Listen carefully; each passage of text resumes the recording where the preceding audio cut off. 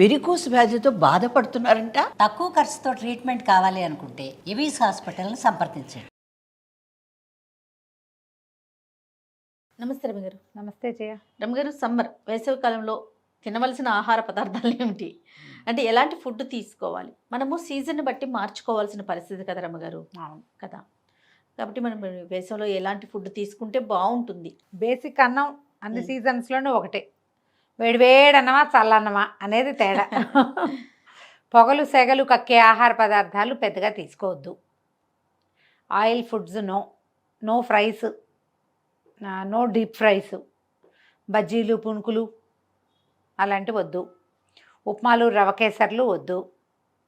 ఉప్మా అసలు వద్దు ఎండాకాలం, ఆయిల్ ఎక్కువ. అవును కదా, దోశలు తగ్గించుకోండి, హాయిగా ఇడ్లీ తినండి, మినపకుడుని తినండి, ఆయికుడు అంటాం కదా, ఆవిరి కుడులు అలాంటివి తినచ్చు. గారెలు పూరీలు వడలు ఇవి తగ్గించండి. సాయంకాలం పూట పునుకులు వ్యవహారాలు కాకుండా చక్కగా ఫ్రెష్ తాటి ముంజలు అలాంటివి తినాలి. కొబ్బరి నీళ్ళు తీసుకోవాలి, కొబ్బరి తినచ్చు.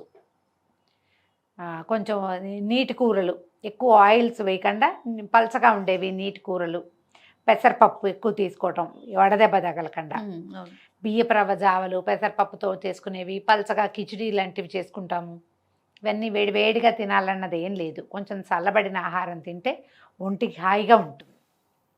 ఇంకా కొంచెం సెగలు పొగలు కక్కుతున్నది తిన్నామనుకో, ఇంకా కొంచెం చెమట పోసి నిస్త్రాణ వస్తుంది, తిన్నది ఓపిక ఉండదు, నీరసం వస్తుంది. ఇక ఎట్లాగూ ఎండాకాలం కాబట్టి మామిడికాయతోటి చేసేటువంటి రకరకాల పదార్థాలు, మామిడికాయలు ఎక్కువ. అవును, చక్కగా మల్లెపూలు అవి పెట్టుకుంటూ ఉంటాం. ఆహారాల్లో భాగంగా పువ్వుల వాసన వస్తుంటే సంతోషంగా ఉంటుంది కదా. ఇది ఎలా అంటే ప్రతిసారి మనం సీజన్లు మార్పు వచ్చినప్పుడల్లా మనమేం మార్చుకోం, మనమేం అనం, ఆటోమేటిక్గా మారిపోతుంది. అబ్బా ఇంత వేడివేడి అన్నం ఎవడు తింటాడు, ఏదో చల్లగా అంత అన్నం పొద్దునే రాత్రి అన్నం ఉంటే ఒక గుప్పెడు అన్నం తింటే సరిపోతుంది. పులిహార్లు అవి తగ్గించండి, పులిహార్లు వద్దు. దాని బదులు దద్దోజనం బెస్ట్. అవును, పెరుగన్నం కలుపుకొని కొంచెం చిన్న తాలింపు వేసుకోకుండానో కాసిన ధాన్యం గింజలు వేసుకుని, 2 జామకాయ ముక్కలు వేసుకుని, లేదా 2 యాపిల్ ముక్కలు వేసుకుని, అరటిపండు ముక్కలు వేసుకునో పెరుగన్నం తింటే కడుపులో చల్ల కదలకుండా ఉంటుంది. మజ్జిగ అన్నము అలాంటివి పెంచుకుంటే బాగుంటుంది.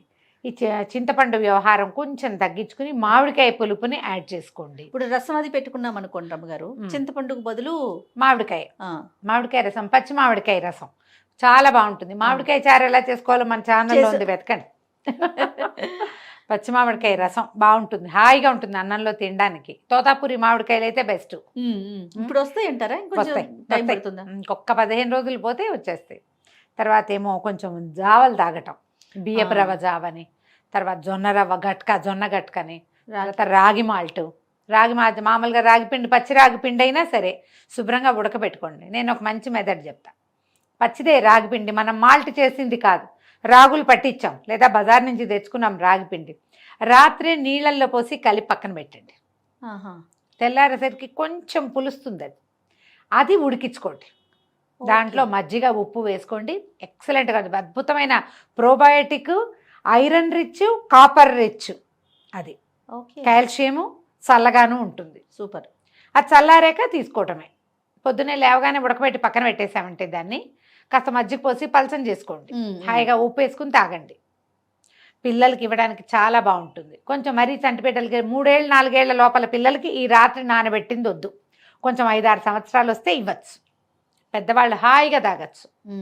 లేదా పొద్దునే ఉడికించుకోండి, పొద్దునే ఉడకబెట్టండి దాన్ని, దానిలో రాగి మాల్ట్ చేసుకుంటే చాలా బాగుంటుంది. జొన్న గట్క కూడా చాలా బాగుంటుంది. జొన్న గట్క వీడియో కూడా ఉంది మన దగ్గర. అవును, మీరు అదైనా చూడొచ్చు.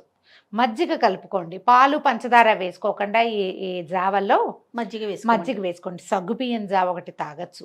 సగ్గుబియ్యం కూడా మనం సగ్గుబియ్యం అంత లావును ఉంటాయి, అవి కాదని ఇప్పుడు నైలాన్ సగ్గుబియ్యం తెస్తున్నాం, అవి వద్దు కదా, లావువే తీసుకోండి. కాకపోతే మీరు ఈజీ మెథడ్ ఏం చేయొచ్చు అంటే శుభ్రంగా సగ్గుబియ్యం మిక్సీలో వేసి గ్రైండ్ చేసి మెత్త పిండి చేసి పారేయండి. 10 నిమిషాల్లో ఉడికిపోతుంది అది. ఓకే, కానీ చెయ్యి పెట్టి కదుపుతూ ఉండాలి, లేకపోతే అడుగంటే శుద్ధ కట్టేస్తుంది.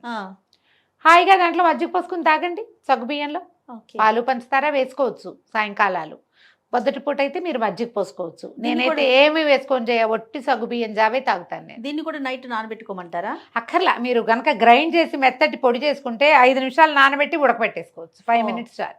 ఓకే. అలాంటివి ఏవైనా చేయొచ్చు. ఇప్పుడు చేసుకోగలిగేవి ఏమిటంటే సొరకాయ హల్వాలు అలాంటివి నెయ్యి తక్కువగా వేసుకుని క్యారెట్ హల్వా, సొరకాయ హల్వా అలాంటివి తినచ్చు. రవ కేసరి అంటే మళ్ళీ బోల్డంత నెయ్యి నెయ్యి వేస్తే కానీ రాదు యువతలకి. కీరా లాంటివి తినండి. పచ్చి ఉల్లిపాయ ఒకటి తినచ్చు. ఎండాకాలం బయటికి వెళ్ళేటప్పుడు పొద్దున కాస్త మజ్జిగ అన్నం తిని వెళ్ళండి. అన్నం తినకుండా బయటికి వెళ్ళొద్దు, తినకుండా వెళ్ళొద్దు. మంచి నీళ్ళు తప్పకుండా క్యారీ చేయండి. ఓ గొడుగు అవి క్యారీ చేయండి. తలకు ఒక టోపీ పెట్టుకోవటం, గాగుల్స్ పెట్టుకోవటము అలాంటివి ఉంచుకోండి. పిల్లలకు కూడా అవి వేస్తే అవును. మనం ఎక్కడికైనా వెళ్ళేటప్పుడు శుభ్రంగా ఒక బాక్స్లో అంత పెరుగన్నం కలిపేసి పెట్టుకెళ్తే ఎక్కడైనా అవసరపడితే పిల్లలకు అరటిపండు, మామిడి పండు మొక్క నలిచి పెట్టేసి ఇచ్చు చక్కగా. అవును. ఎండలో ఇబ్బంది లేకుండా ఉంటుంది. ఆహారం క్యారీ చేయకుండా కానీ తినకుండా కానీ ప్రయాణాలు చేయొద్దు. చాలా ముఖ్యమైనది అదే. అవును. ఏదైనా మళ్ళీ ఇప్పుడు పప్పులోవి చేసుకుంటాం, ఆకుకూర పప్పు వాటిల్లో కూడా చింతపండు బదులు మామిడికాయ వాడుకోండి ఈ సీజన్ అంతా. తర్వాత ఆంపన్నా లాంటివి చేసుకోవచ్చు. పచ్చి మామిడికాయ ఏదే జ్యూసు, నిమ్మకాయ జ్యూస్ లాంటివి తీసుకోవచ్చు. లెమన్ జ్యూస్ తీసుకోవచ్చు. సబ్జా గింజలు నీళ్ళల్లో వేసి బాగా నానబెట్టడం. పొద్దున్నే వేసామంటే 11 గంటకల్లా సరిపడా నానిపోతాయి. సబ్జా గింజలు తీసుకోవచ్చు రోజుకు ఒకసారి. ఇప్పుడు చియా సీడ్స్ కూడా తీసుకుంటున్నాము. చియా కంటే కూడా సబ్జా ఎక్కువ చలవ చేస్తుందని భావిస్తా జయ నేను. అవును కదా. అవును రమ్మ గారు. తాటి ముంజలు బాగా దొరుకుతాయి. చక్కగా తాటి ముంజలు తినండి. లేత కొబ్బరి తినచ్చు. ఇవన్నీ ఏంటంటే మనకి వడగొట్టకుండా ఎండ తాలూకు ఎఫెక్ట్ శరీరం మీద లేకుండా ఉంటాయి. ఒక మంచి కుండ కొనుక్కొచ్చి ఇంట్లో పెట్టుకోండి. ఫస్ట్ అది ముఖ్యంగా పెట్టుకోండి. కందిపప్పు కంటే పెసరపప్పు పెంచండి. పెసరపప్పు పలచగా చారులాగా చేసుకోవచ్చు. పెసరపప్పు చారు కూడా ఉంది మన దగ్గర. అవును. సూప్ లాగా కూడా ఇవ్వచ్చు కదా దాన్ని. ఈవినింగ్ సూప్ లాగా. ఇప్పుడు టమాటాలు అవి కూడా తక్కువకే వస్తాయి. ఆవకాయలు ఊరగాయలు పెట్టుకుంటాం కదా. ఆవకాయ అన్నం తిన్న రోజున దాంట్లో కొంచెం అంత వెన్నో మీగడో వేసుకోండి. మజ్జిగ అన్నం తప్పకుండా తినండి. ఈ ముంజలు తిన్న రోజున ఆవకాయ తింటే ముంజల వల్ల వచ్చే కడుపులో నొప్పి రాకుండా ఉంటుంది. కొంతమందికి సూట్ కాదు కదా, ఆవకాయ తినాలి. మామిడి పళ్ళు ఈ సీజన్లో ధారాళంగా దొరుకుతాయి. చక్కగా మామిడి పళ్ళు సీజన్లో దొరికినంత కాలము తినండి. మరీ పసిపిల్లలు ఉంటే కనుక ఖర్జూరాలు లాంటివి ఏమైనా కొట్టి, ఎండు ఖర్జూరం నీటిలో వేసామనుకో, ఆ నీళ్ళు ఇస్తే పిల్లలకి వడగొట్టకుండా ఉంటుంది. దాహం తీరుతుంది. సాధ్యమైనంత బయట తినద్దు. మీరు ఈ బయట ఫుడ్స్లో ఎక్కువగా ఆయిల్స్ ఉంటాయి. యూజ్డ్ ఆయిల్స్ ఉండే అవకాశం ఉంది. నిల్వ ఉండటం కోసం ఎక్కువసేపు ఉండటం కోసం ఆయిల్ ఎక్కువ పడుతుంది. ఆ నూనె కూడా వాళ్ళు యూజ్డ్ ఆయిల్ వేస్తారేమో మీకు తెలియదు. నూనె తగిలిందంటే దాహం పెరిగిపోతుంది. దాహం వేసిందంటే అన్నం తగ్గిపోతుంది. ఆహారం తగ్గితే ఆటోమేటిక్గా నీరసం వస్తుంది కదా. సాధ్యమైనంత అన్నం తినండి. ఒకవేళ చపాతీలు, గోధుమ రొట్టెలు అలవాటు ఉన్న వాళ్ళు దాంతోపాటు కొంచెం మజ్జిగ అన్నాన్ని యాడ్ చేసుకోండి. పెరుగు పెంచితే ఎంత పెరుగు మజ్జిగ ఇంటేక్ ఎంత ఎక్కువ తీసుకుంటే అంత మంచిది. జాగ్రత్తగా ఉండటమే ఎండాకాలం. అంతే. ఇక నుంచి మొదలుపెట్టి ఈ 4 నెలలు కదా. పచ్చి పులుసు చెప్పలేదు రమ్మగారు. ఇప్పుడు చింతపండు పచ్చి పులుసు, ఉల్లిపాయలు వేసి పచ్చి పులుసు చేసుకుంటాం కదా. నువ్వుల పచ్చి పులుసులు అవి కూడా చేస్తారు జయ తెలంగాణలో కదా. తీసుకొస్తుంది రమ్మగారు. నువ్వుల పచ్చి పులుసు అలాంటిది కూడా ఏదైనా.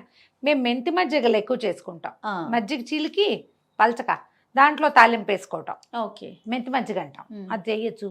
తర్వాత ఏమో రైతాలు ఎక్కువ తినండి. కీరలతోటి వాటితోటి చేసుకునేవి.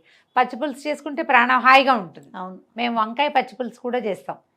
వంకాయ కాల్చి దాన్ని పిసికేసి అందులో చింతపండు గుజ్జు వేసుకోవటం, బాగా ఎన్ని పచ్చిమిరపకాయలు వేసి కొంచెం బెల్లం వేసి తాలింపు పెట్టుకుంటాం. ఓకే. ఏ రకమైన పచ్చి పులుసులైనా తీసుకోండి, అవన్నీ కూడా మీకు చలవ చేస్తాయి. ఈ పచ్చి పులుసులో 2 అరటిపళ్ళు వేస్తే చక్కగా గుజ్జు వస్తుంది బాగా. ఉప్పు కారం బాగా పడతాయి కదా. అరటిపండు తీపేం తెలీదు. అవునా. చింతపండు అరటిపండు అదే కాంబినేషన్. ఇక మీకు దసరా మన ఉగాది పండగ వచ్చిందంటే ఇక చల్లటి పదార్థాల్లోకి షిఫ్ట్ అయిపోండి అంతే. కానీ ఇది ఫ్రిడ్జ్లో ఉండే పదార్థాలుగా మాత్రం భావించకండి. చల్లగా అంటే రూమ్ టెంపరేచర్లో ఉండేలాగా అతి చల్లటి పదార్థాలు తీసుకోకండి. జాగ్రత్తగా ఉండటమే. ఈ 4 నెలలు జాగ్రత్త పడ్డామంటే మళ్ళీ వర్షాలు వచ్చేస్తాయి. రైట్ రమ్ గారు. నమస్తే. నమస్తే.